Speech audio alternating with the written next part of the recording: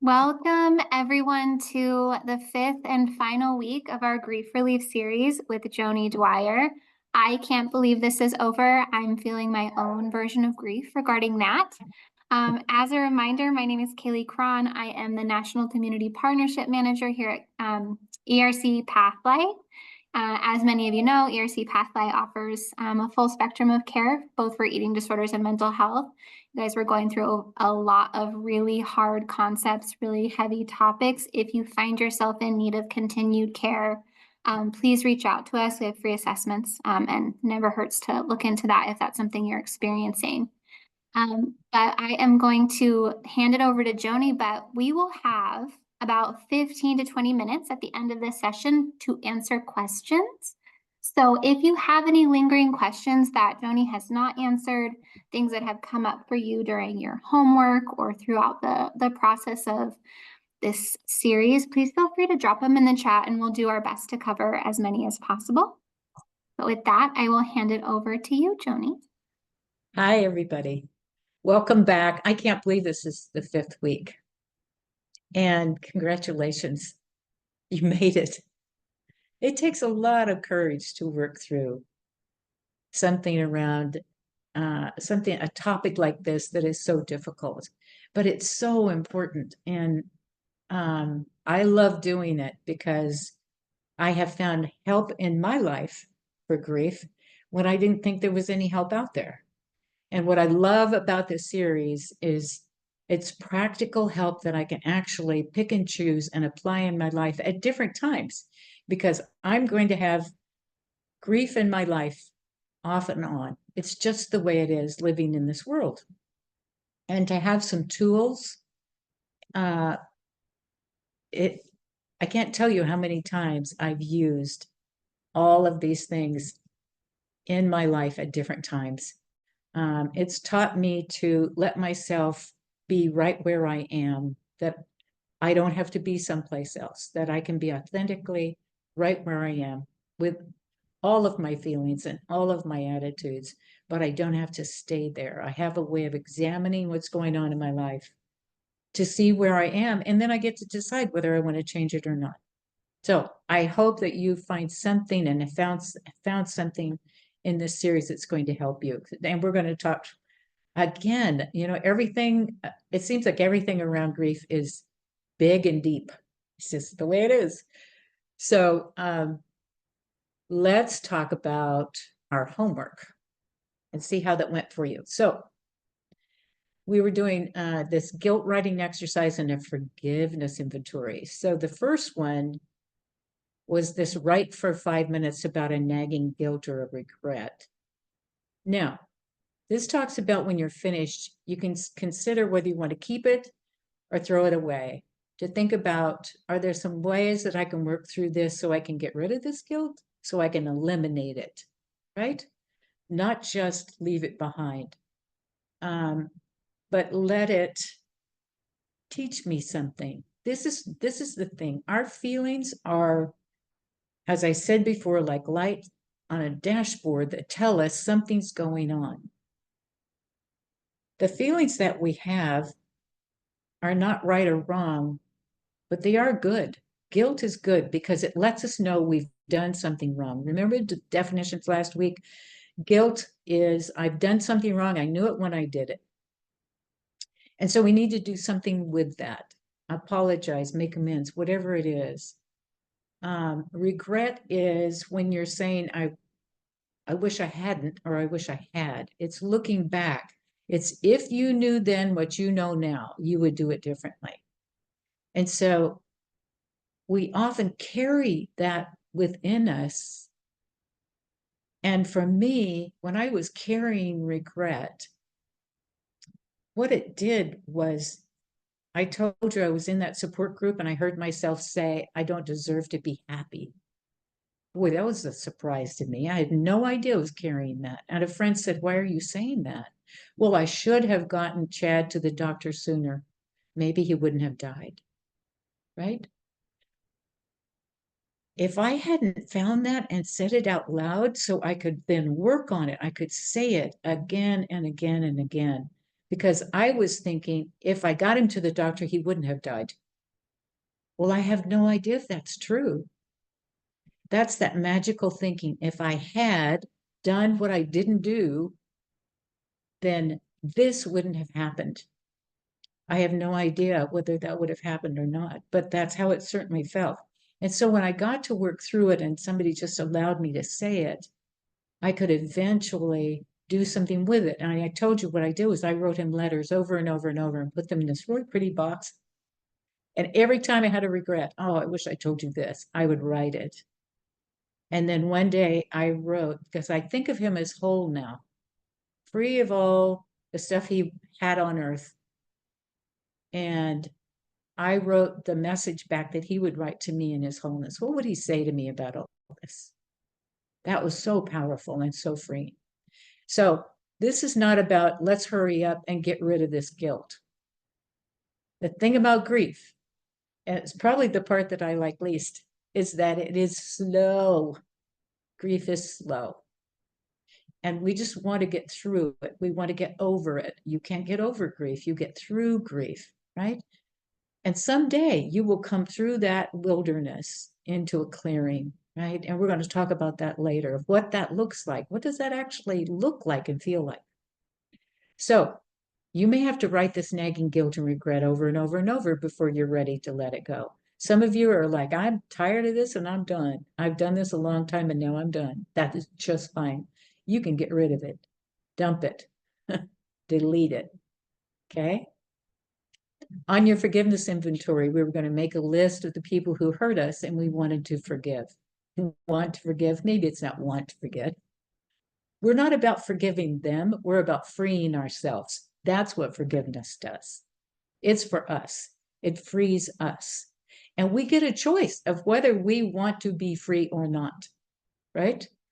And that's really complicated right there, because it really happened. They really hurt us, and it was really wrong. All of that is true. But if this is something that holds us, that every time we think of it, we feel the offense over again, it's like we re-offend ourselves by hanging on to it. And so that's why I got to the point that it's like, nope, no more. You don't get to hurt me with this anymore. I am going to free myself here. And I'm going to do it by turning you over, by forgiving you up to God to work in your life. Somebody on the chat asked me what that prayer was, and that's it. I forgive you up to God to work in your life. I forgive you up to the universe. I forgive you up to the whatever your higher power is. That's who you turn that over to them, right? And you will free yourself in the process. So 2 questions. What's preventing you from forgiving yourself, right? That list of a situation or an incident where you said or did something and now you need to forgive yourself.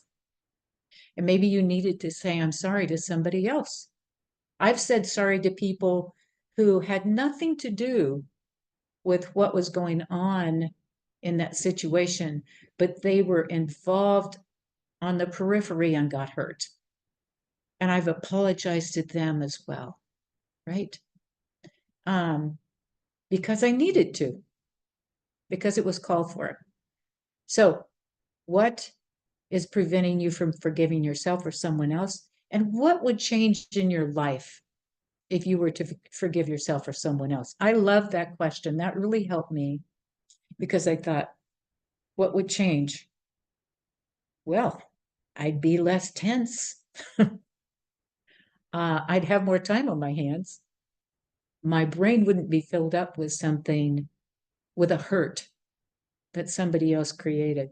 So that's when I decided, this would be worth the work.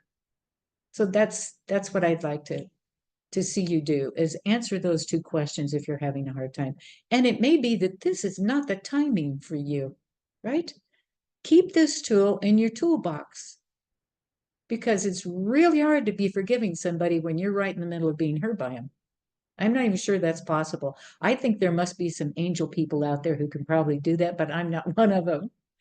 So what I want you to be able to do is have tools available that will help you as you run into things in your life. This is not about getting over things quickly. I wish it was. I wish there was a way. But this slow process, there is no reward for speed. If you will just be where you are, do what you need to do in that moment, do the next right thing, my friend says, you're going to be okay. And we'll talk a little bit about that in a minute. So, what a subject. We need to talk about suicide. So here's the current thinking that the person who dies by suicide is not in the right mind. And that can mean a lot of different things. A lot of different things. Sometimes there's mental illness involved. Sometimes it's misunderstanding, a different way of thinking. I have felt this one time in my life, and it was situational, and I was in my early 20s. And what I was thinking was, my family would be better off without me. In the next second, I thought, that is not true. This would absolutely kill my mother and my sisters. Oh my gosh. So I turned to my friend and said, hey, I need some help because here's what I'm thinking. And I know that's off. And she said, oh yeah, come on, let's go talk. Right. And that's what I needed to do at that moment because my thinking, I was not in my right mind. And many times when they have studied those sweet souls who have attempted and didn't kill themselves, and they ask them, what were you thinking? That's oftentimes what they were thinking. Everybody I love would be better off without me. So the next thing is there's often drugs and alcohol or involved, for sure. I mean, this percentage is super high. And sometimes it's accomplished without signs or signals, right? I talked to someone last week and she said her son died by suicide. And she said, people actually say, we were talking about some of the dumb things people say, right? And she said, people actually say to me, didn't you know? What?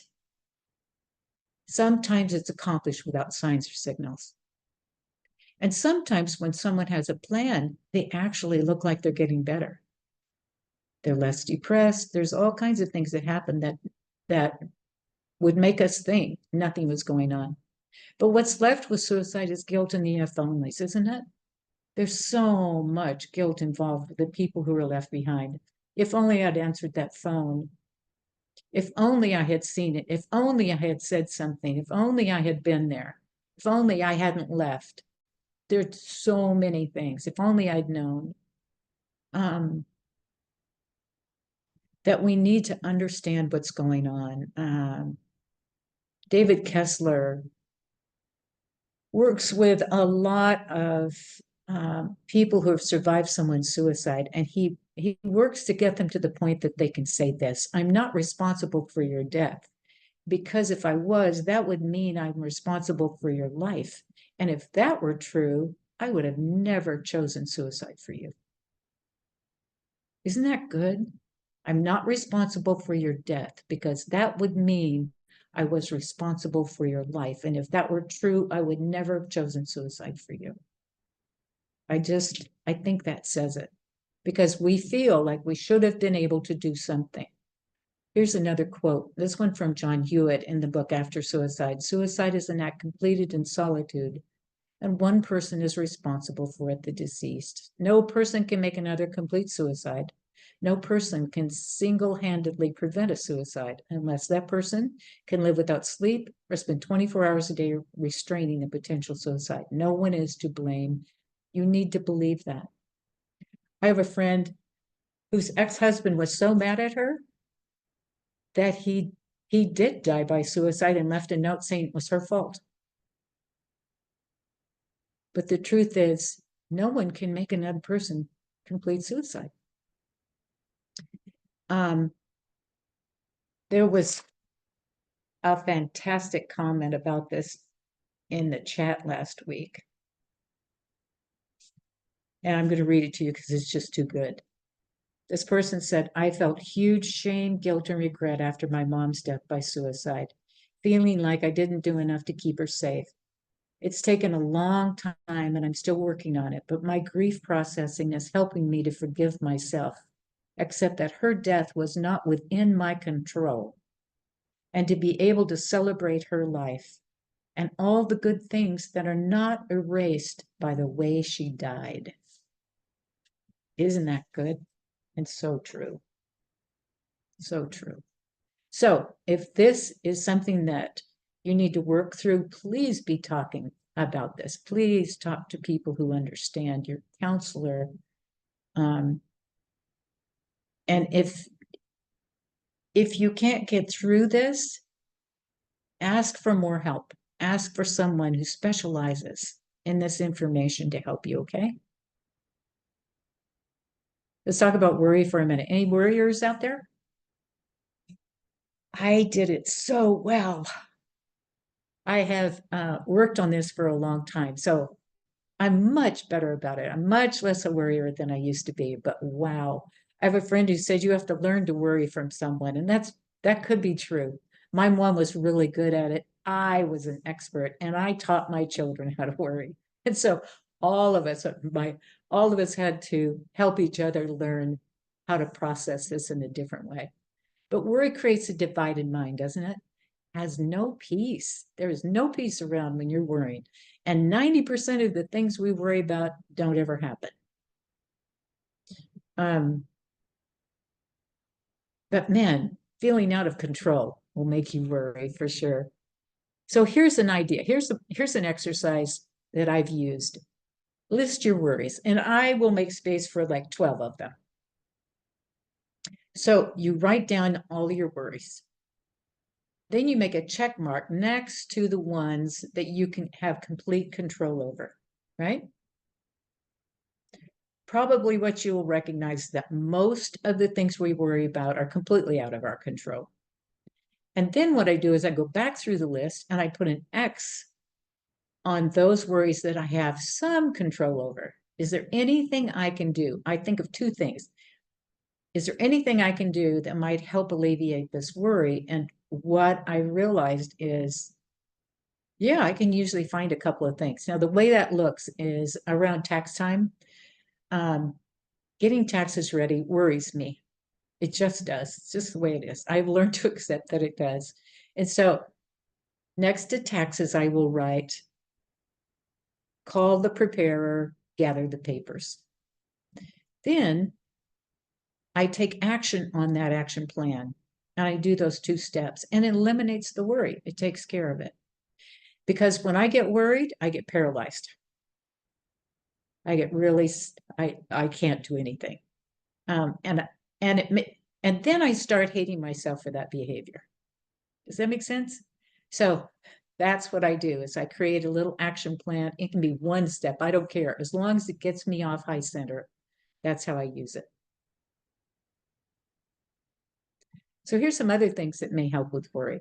Meditate daily. And that can be on anything that brings you peace and hope or calms you down.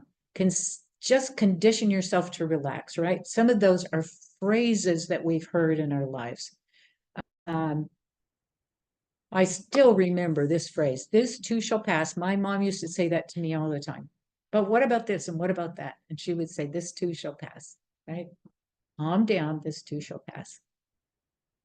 Breathe deeply and slowly. Many of you probably know more about this than I do, but this breathing piece can be pretty magical. You can change the chemistry in your body in 4 breaths just by breathing in through your nose to the count of 4, hold it for 4, and breathe out to 7, I think it is. Slowly. Everything is a slow movement, right?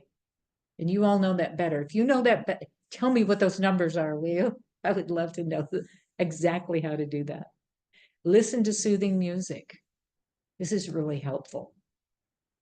Now, some people I know will listen to Metallica when they're worried because it completely distracts them.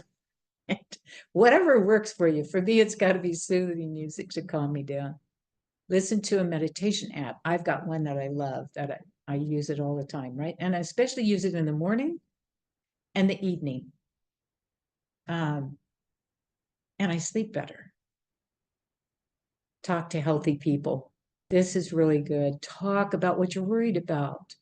You know, there are times that our worries make no sense because it comes from a feeling, and feelings don't have to make sense, right? That we need to talk about it. Right after Chad, my husband, died, I was talking to my daughter and she said, Mom, what's going on for you? What's happening? And I said, I'm afraid I'm going to be destitute. And she said, oh, we won't let that happen. And I said, oh, okay. Right. And it wasn't a realistic worry. But when I said it out loud and she said that, it just took it all away. So sometimes we just need to talk to somebody who will allow us to say whatever it is that's going on inside of here and inside of here. Okay. Limit your worry to 15 minutes in the morning, 15 minutes in the evening. This is what Joanne Petrie, the one who created the original grief release, this is what she did. Now, she's an amazing woman. She's a bereavement counselor and a hospice chaplain over in the Portland area. And both of her parents were profoundly deaf. And Joanne became the spokesman for her family when she was 5 years old. So she carried a lot of responsibility her whole life, and she was really good at worrying. She said her dad taught her. Years later, he taught her how to not worry because he learned how to not worry. But she said, I used to worry 15 minutes in the morning, and she would write them down. And she used, if you've ever seen Joanne, she uses a lot of sign language signals without even realizing it, right? Sign language. And so when she does worry, she says, and I worry. And I thought, oh, what a great face for worry, right? That's sign language for worry. Because that's exactly how it feels like, that pinched face. But she would just worry 15 minutes in the morning and allowed 15 minutes in the evening. But she said, after a while, I didn't need that 15 minutes in the evening. And the other thing about it is a lot of the studies have shown that when you wake up in the middle of the night worried, before you go to bed, write your worries down. And a lot of times you'll sleep through that. You won't do that. It sounds counterintuitive. It is counterintuitive. I thought if I wrote them down, then it would really just disturb me and I wouldn't sleep at all. And it's literally the opposite. So sometimes that really helps. So let's talk about, we've got all of these tools now, and at the end of this, I'm going to show you all the different things we talked about. Let's talk about what are we moving toward? What is it we want to happen in our lives? And what we want to happen is we want to be able to come to a place where we can integrate our grief, right? We don't get over grief.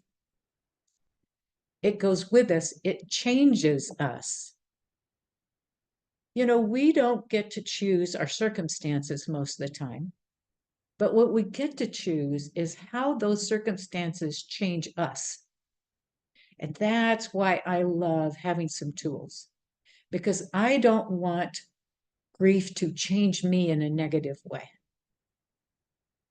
I want to be able to understand that grief becomes a part of me. It changes me, but I want to be in control of the way it changes me. So as we move through this wilderness and our grief gets integrated within us, right? We relocate those people we've lost someplace in our hearts and we take them with us. We don't leave them behind at all. And it's a recognition and an acceptance at an emotional level that our loss is part of our story. It becomes part of our story. And it informs us in a lot of ways, right? We often value life more when we've lost someone. We understand it can change. We can become more grateful for what we have every day. And it tells us that our life has changed and new opportunities are on the horizon. When we're first in loss, I don't know about you, but I could not see anything on the horizon but pain, nothing. And so I had to just say, okay, well, I hope you're right. And I hope that's true. And I just had to put one little foot in front of the other and be where I was and process that loss. We'll get to a point we can discover a new identity, right? Our own identity, and explore our strengths and weaknesses. We can employ self-study and grow. Embrace solitude. This was a part of my healing because I had never lived alone when my husband died. And I'm a twin. So I shared a womb and a room. I had never been alone in my life. So that was an interesting undertaking for me, was to live alone.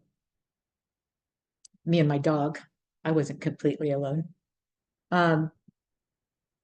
We become more thankful and can practice gratitude in our everyday, because we can be thankful for what we had in that person. The fact that we were able to love somebody and continue to be able to love is a big enough reason to be grateful.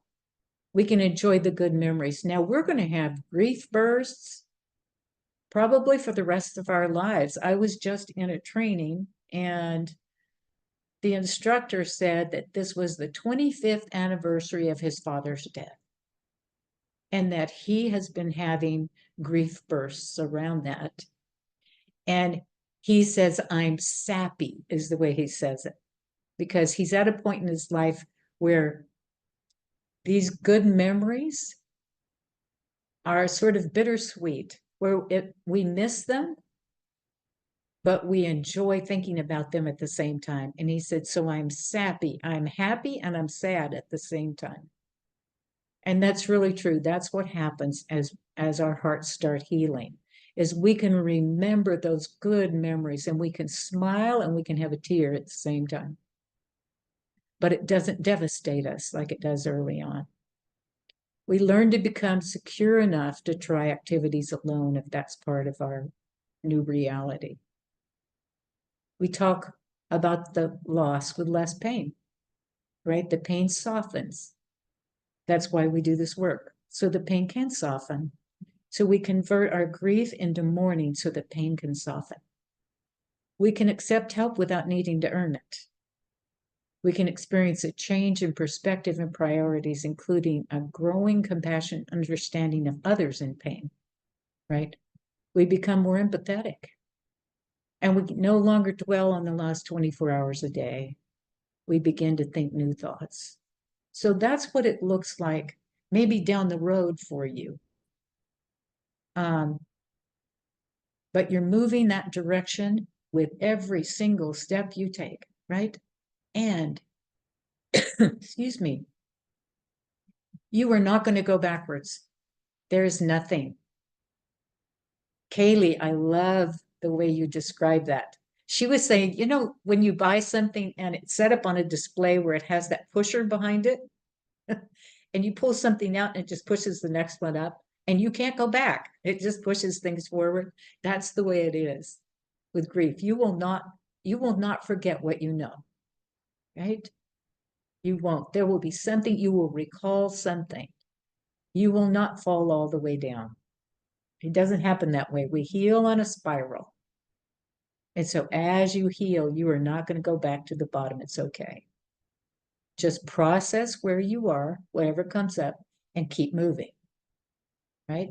Little tiny movements, just a little moving. That's all that's all we're looking for. And if we get stuck, we get stuck. Then use some of these tools. Look around, talk about it with your counselor. And what tool would help you get unstuck or help you move through this, or something came up from your childhood? Go talk about that. This is good stuff. This is good stuff. It will give you a much freer life. Okay? So we need to talk about the holidays, because here they come. Holidays, anniversaries, birthdays, man, this treacherous stuff, right?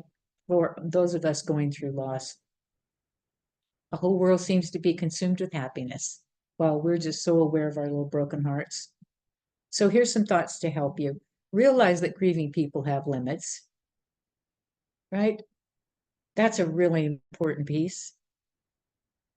Sometimes we just want to keep going and stay busy and do it all. But we have limits. Appreciate that.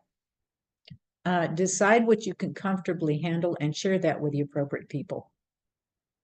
Let them know.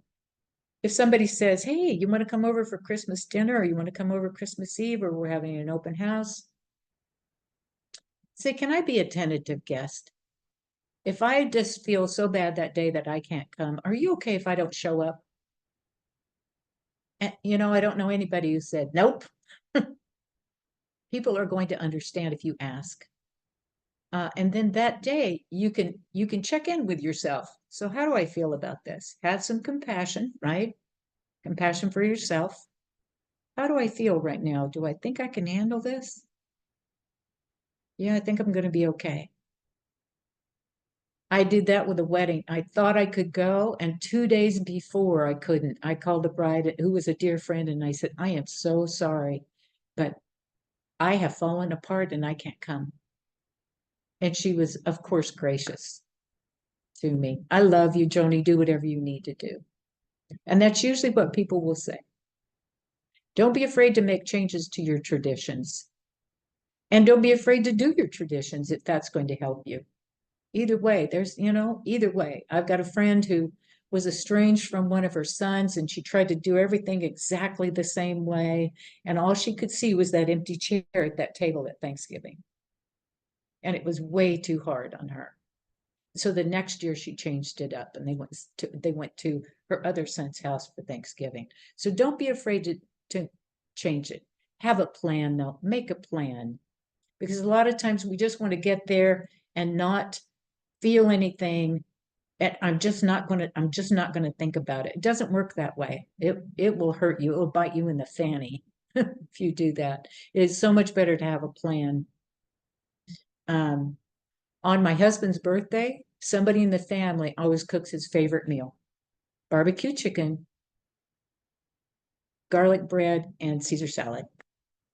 And if I don't do it, somebody else does. And usually it's my son, because he's a better cook than I am.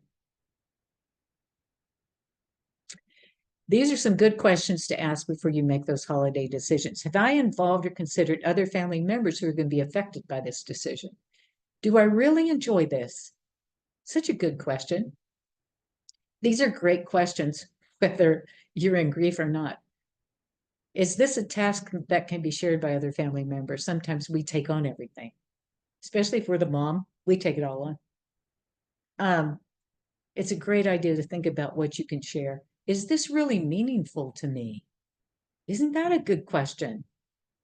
Instead of just doing it because you've always done it. The first year Chad died, I stopped writing Christmas cards. That had become a burden. And it was too hard that year. Yeah. So think about those things. Okay? Remember, take one day at a time. Be realistic. Recognize you need to set limits. And sometimes you're going to need to say no to people who won't understand. Do the activities that are most meaningful to you and your family. Right? And if you're a people pleaser like I was, sometimes it's really hard to say no. But what I had to learn was how to say no. I could say, I don't have the bandwidth for this year, or this doesn't work for me. That's another good way. I'm so sorry, this just doesn't work for me this year. Whatever that may be. I didn't have to say no and don't ask me again. I could be graceful about it. I could be kind. But sometimes for some of us, for people pleasers, it's hard to say no. Okay. Let's talk about hope. Oh my goodness, hope. I love this definition. A good that is yet to be. Isn't that good? Yeah, I really like that one. And this, to look forward to with pleasure, confidence, and expectations. When we lose someone or something that we deeply care about, we often experience hopelessness. It's like our little divine spark. That's that energy that gives us meaning and purpose in our lives is dimmed, if not extinguished, right? So what can we do to restore hope? Know you can survive, right? Oh my gosh. Look how much you've survived already. And I get it. Man, that person who said, I'm tired of doing hard things. Yes, I agree with you. That's for sure. But at some point, we don't have to. At some point, we will find relief. But man, we can be overloaded with grief. And it's just like, don't give me one more thing. I cannot do this. What? Look how normal we are. Doesn't that make sense? Our feelings make sense.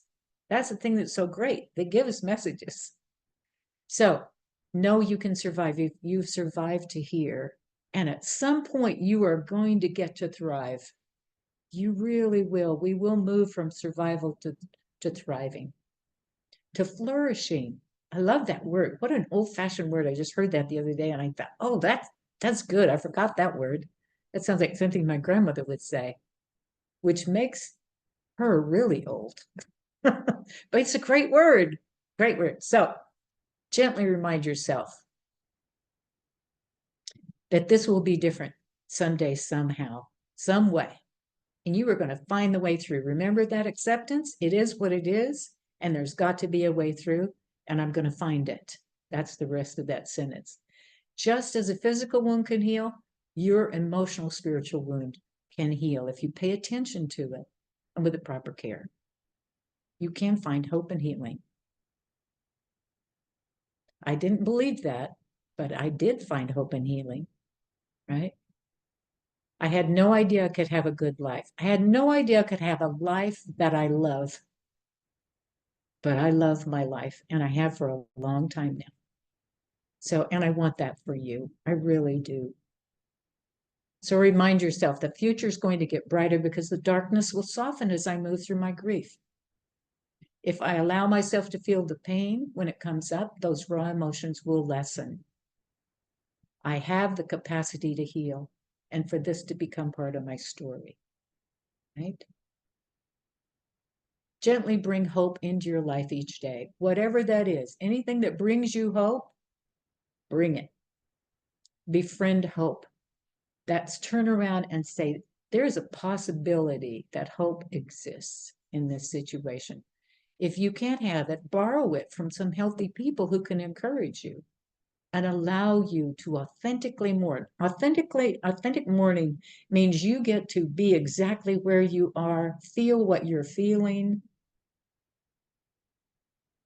think what you're thinking, and process it, right? Again, oftentimes we do that with journaling, we do it with talking. Just keep walking. Embrace the possibility that your broken heart can heal, even though it's going to always carry a scar. But that scar will ache when you hear somebody in the same pain you're in, and they'll get to borrow hope from you someday, right? You will help somebody in the way you've been helped. Here's an exercise you can do. You can create a hope board. Now, Joanne used this, and what she did was she took a big piece of poster board and she did that. Here's our definitions again. A good that is yet to be, something to look forward to with pleasure and expectation. She did it as an, what is that, an anagram? And she took the letters and then she wrote the letters of things she was looking forward to in her life that she didn't have right then. Happiness, hope, health. She did optimistic, opportunity, peace, patience, pleasure, play, energy, enthusiasm, right? All of these things. And she put it where she exercised. And she said, I read it like this. I'm looking forward to happiness, optimism, peace. There was no, she didn't feel it, but she read it every day, every day, every day. And so I think it's true that what we concentrate on is usually the direction we go. And so at one point in her life, at many places, she found these things coming to fruition in her life because she moved toward them by speaking them into her life over and over and over, right? Affirming that these were goods that were yet to be in her life. So insight without meaning or without action means nothing, right? We can learn everything in the world. Believe me, I read every self-help book I could get. It didn't do me any good until I let somebody help me. I let someone in and I learned how to integrate those tools, how to use them, how to get my mind and my heart back together, right? Which is what this does. And it pulls us together and it makes us whole as we work through these things. We're working our way into wholeness. So I saw a guy one time and he walked in a room and he said, "Do you want to be a tennis ball or an egg?" And he turned both of them over and dropped them on the floor. And he was talking about resilience, right? So that's what these tools do. They help our heart heal, and in the process, we become more resilient in our lives. So while this is the last class, you're going to keep processing loss and being released from the pain of that loss. So keep working on knowledge and your skills to continue healing. Unpack your grief, convert it into authentic mourning, and express it in healthy ways, right? And that's going to serve you. That will take you to that clearing in that wilderness that you've so longed for in your life. So what I'd like for you to do is see this list. These are all the different things we've talked to. We've talked about in this series. So would you look through that list and in the chat, put a few things. It can be one thing that you want to take with you, that you want to try, that you want to concentrate on, that you think might help you. Or it can be however many you can see that might help, that has resonated to you somehow, right? For years, I had resist worry. And so I just automatically, every time I got to this, when I kept taking this class over and over, I would write resist worry. And one day I wrote resist worry, and I thought, well, wait a minute, I don't worry anymore. And it's like, wow, that was really cool. So then I went to laugh and play and exercise, right? And then I had to figure out how to exercise. So I had to ask somebody to go with me. So I'd have an accountability person that I had to be there for them because otherwise I wasn't going to do it. It just knew me. So can you do that for me right now? Just put that in the chat and we'll talk about it in a second. So let me say this. This is my closing quote by I think honestly the most educated, heartfelt, brilliant grief person in the United States, I think, is Alan Wolfelt, honestly. And this is something that he says, and you can always count on it being from his heart as well as his head. He's a brilliant PhD, brilliant man who is humble and very connected to his heart. I must encounter my questions, my doubts, my fears. There is richness in these as I explore them. I don't reinforce my tensions, but instead release them. In this way, I transcend grief and discover newness beyond anything my heart could comprehend, a new life. And I can say that that has been very true in my life. I do love my life. I discovered a new life. And at one point in my grief, I wasn't sure I wanted to stay around for a life, right? I was not suicidal. I didn't want to die. I just didn't want to live.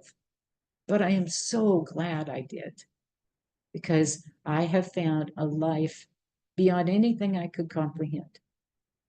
Okay. And my prayer for you is that you would find that as well, and that there would be people and resources in your life always who would help you discover that. Thank you so much for letting me be a part of your life during these 5 weeks. So anybody have any questions? Okay, We Ms. do have, Kaylee. we do have a couple questions, and thank you so much, Joni. I think that anyone who has been working through their grief for a long time can relate to that. I didn't want to die. I just didn't want to live. But I'm Yep. sure glad I worked through it and I stayed, and now look at what I get to do and look at the impact that I make. And I think that you're a testament to turning that pain into a really deep, beautiful purpose that just spreads so much love and awareness about our grief. So thank you for the work that you do and continue to do. We need you in this world. Thank you. We have a couple questions from people. The first one is a bit long, and it's in response to something that you had said around people who hurt you, who have died, do not have power over you anymore. So it says, last week, Joni, you said, my abusive deceased dad doesn't have power over me anymore, and lots of people have told me that.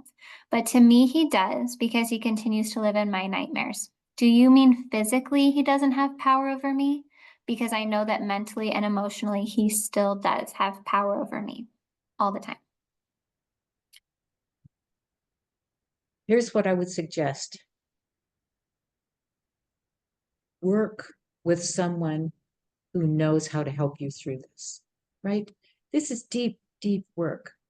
When it's one thing to say he doesn't have power over you. It's another one to work through that level of pain, right? That's what that's about. So there is no one answer. I don't have an answer for you. I wish I did. Oh my gosh, I wish I did.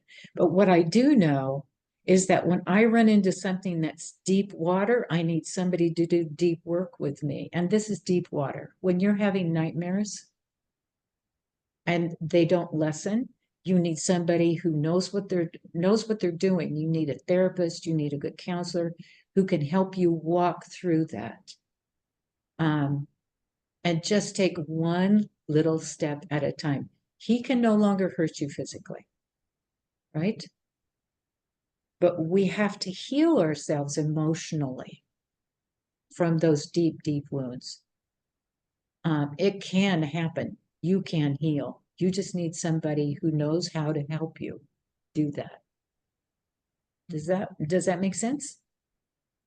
Yeah. I think so, Joni. I think it's really important that that point of clarification of we've got grief work, and Yes. sometimes that grief work goes beyond grief and moves into trauma, into anxiety, into genuine mental health work that needs to be a companion to that grief. And I think that's a really important thing, is like grief work alone, especially in complicated cases, may not be Yes. enough.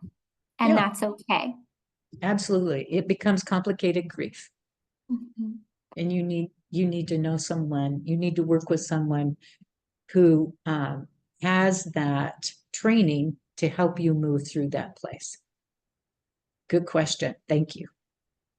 So the next question is around the activity around writing your worries down. And the question is, what could you do with those worries written? Could you trash them, collect them? What would you suggest? Really, the way I use that is I go through and I see the ones I don't have any control over. And those I turn over to my higher power. That's what I do with those. And that's why I separate them. So the ones that I can do something about, right? I mean, I'm thinking, as we're saying this, I'm thinking of different ways you could do this. You could write your worries on separate pieces of paper and then go through and I have a box, I call it my God box. And I take worries, like if I'm, I worry about my children. It doesn't matter how old they get. And so I will write down what I'm worried about and I will put it in my God box because I have no control over them. honestly, I think I lost control when they were about 14, but it's hard to admit that. Right. And I certainly, it would be so inappropriate if I had control over my children, my adult children. It's so off. So, but I still worry about them. And so that's what I do is I write those worries down and I put them in my God box. So, because I have no control over that, I let it go. But if you want to do that, then those things that I can have some control over, I have those on another list. So that's what I do with the ones I don't have any control over, and that's how I separate them. I knew somebody who would write their worries on rocks and then go take their kayak out because we live in a lake town, right, Journey? And they would drop them into the water where they couldn't be found. You know, so it's so Ooh. personal to everyone. And you know, if that's your vibe, if burning it's your vibe, I mean, gosh, you get to do anything Yes. 'cause it's yours. Yes, exactly. Any way that helps you release the hold you have on them. Mhm. Yeah. Yeah. Very, I mean, you can sometimes I've got a friend who imagines them being tied to a balloon. She doesn't even go to the trouble. She just imagines them tied to the balloon and lets them go. Right. I usually have to do something physical. I'm really visual. And so I love that idea. You know, I had someone in class and it wasn't about worry. She had lost her son at 13. Now, he was born very disabled. All he could do was smile. She said he had such a good life. He just smiled, people took care of it. And he was always smiling. But he wasn't supposed to live past 4, and he lived to be 13. And she and her husband came to class because they wanted to be prepared, knowing full well that he would not live much longer. And they had 2 other children and they wanted to be prepared. And so after he passed away, you know, here's the thing about death. No matter how much we work at it, we're still not prepared. It's just the nature of death and the nature of loving, right? Loss is loss. But when we talked about how to let go of things, she spent, as Kaylee said, we're in a lake town. She spent so much time on the beach, all the different beaches at the lake, and she would throw rocks in the water and name her feelings. And she cleaned off every beach in town, throwing in sticks and rocks and naming her feelings. And she processed her grief around her son's death that way. And you could easily do that with your worries as well. Is, you know, take a worry walk someplace, whether it's the woods or you all know a place that you would go and drop them along the way, release them. Thank you, Joni. Mm-hmm. Our next question, do you have any tips or words of encouragement on embracing solitude and potential loneliness when doing this work, especially when your therapist is your only safe person at this time? Mm. Well, I've got friends who found themselves in that place and they wound up joining as a support group, a local support group.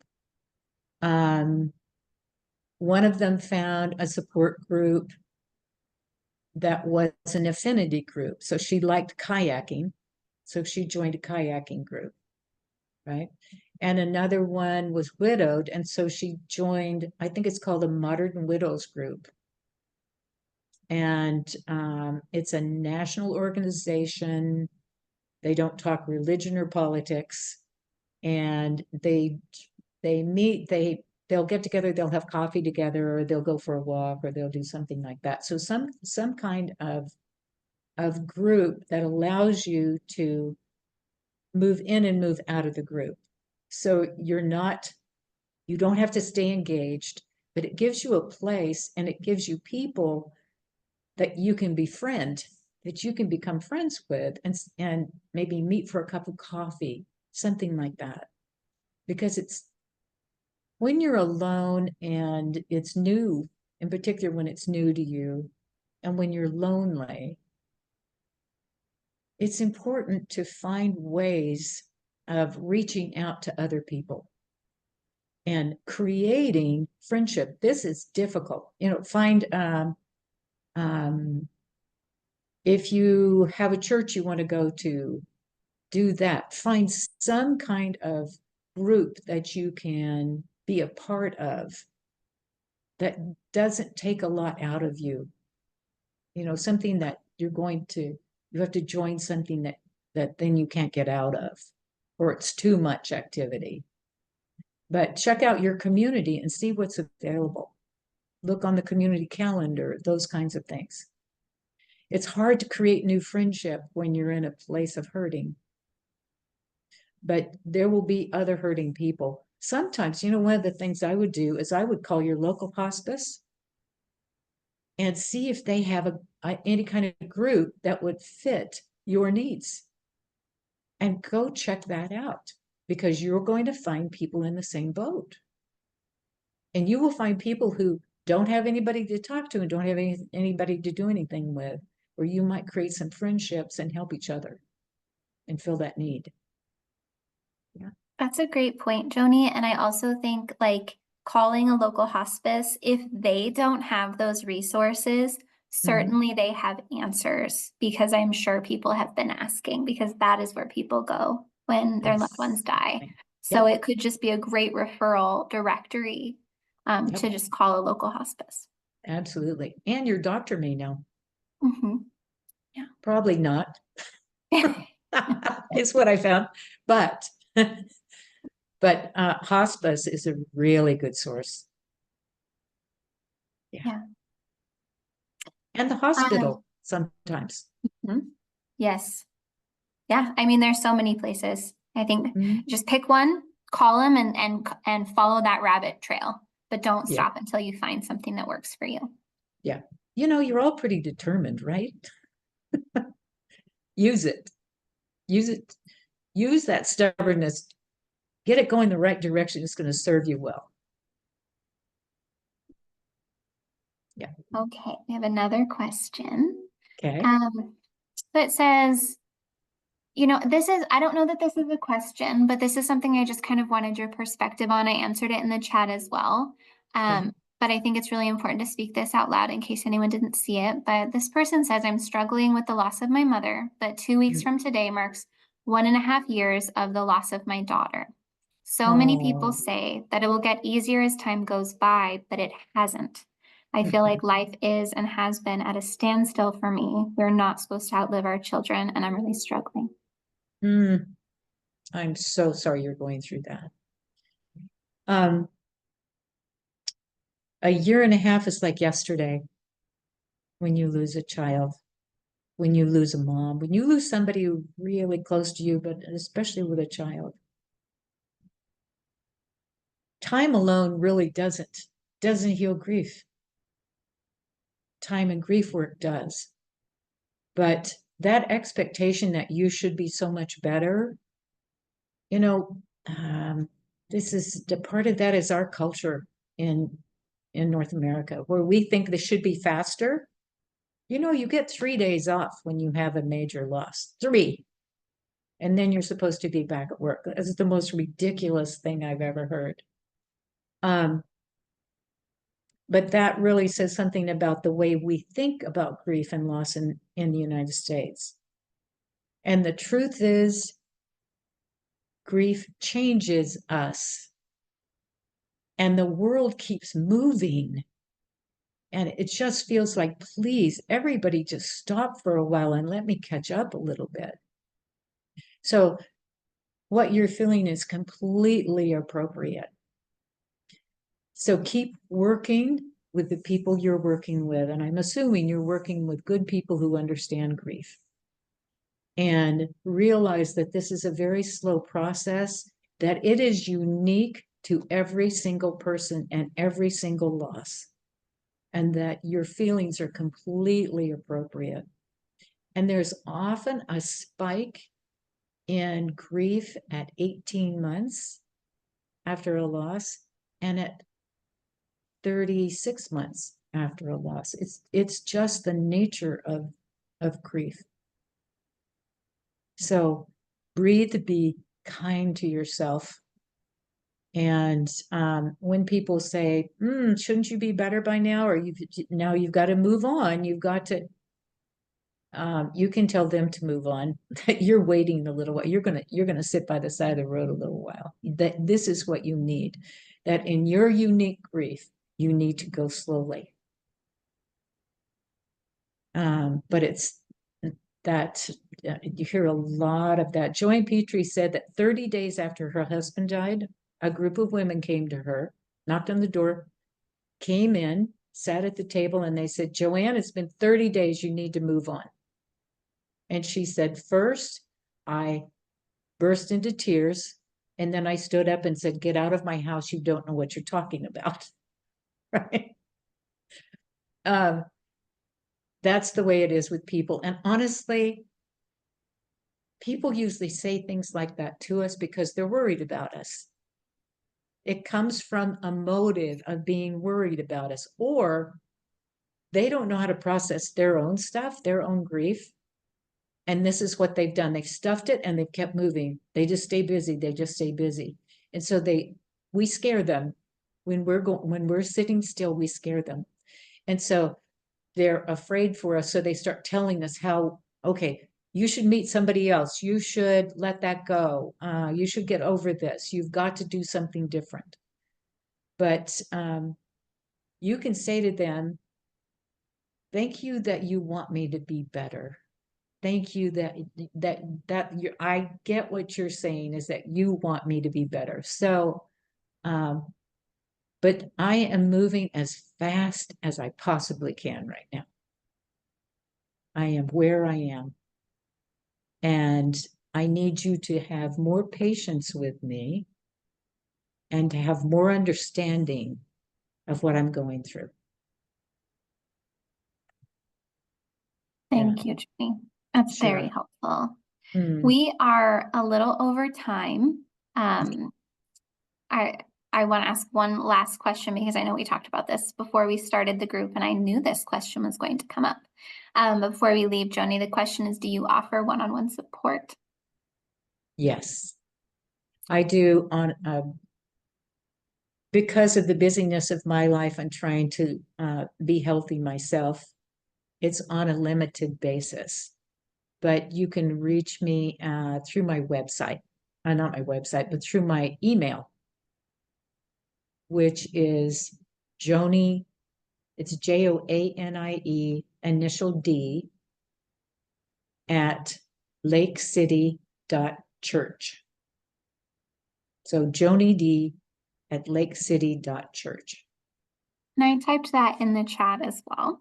Oh, good just job. for anybody who needs it. So please feel free to grab that, but be patient with Joni as she is limited in her availability. But just wanted to really close this group by giving you just so much gratitude from the chat, from myself, from Emma, who I know is here in the group somewhere, of just like being here with us, saying yes to this ask and being open to such a large group of people and companioning all of them through this. It has been such a gift that you've given, and I just appreciate you so much. So thank you, Joni. And I want to thank you. My pleasure, truly. Thank you so much. And I want to thank everyone for being here. It takes a lot of vulnerability just to hear this information. This is recorded and will be available to you anytime you would like to revisit. Sometimes we need to hear it 1, 5, 20, 50 times. Please feel free to use those recordings as they benefit you. But we just want to encourage you to please reach out if you need any additional support at all. We are here for you. And please take care of yourselves.